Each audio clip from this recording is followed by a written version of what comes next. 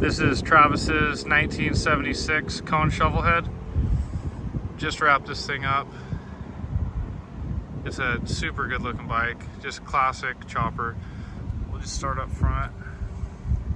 It's got a 21 up front, extended springer, wishbone in the front, or on the front leg there, and with the T-bars.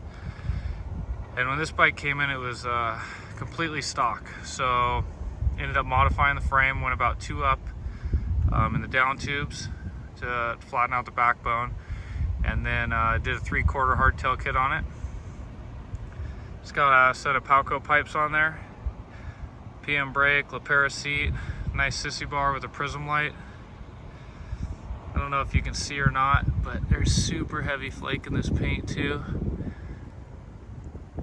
If I remember right, I think it was 15 coats of clear it took to bury that flake in there. But we'll go around to the other side real quick. This is the bike that I did the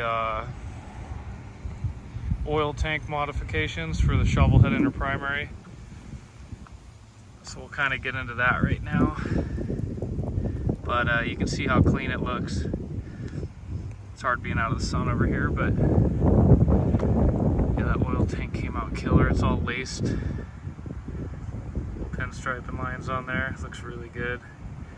Went open primary, or it's not open or modified outer shell, so you don't snag your foot on anything, and you still keep a little bit, I don't know, a little pizzazz right there.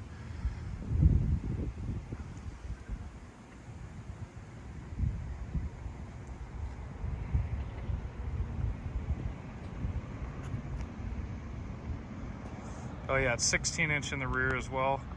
Avon tire out back too.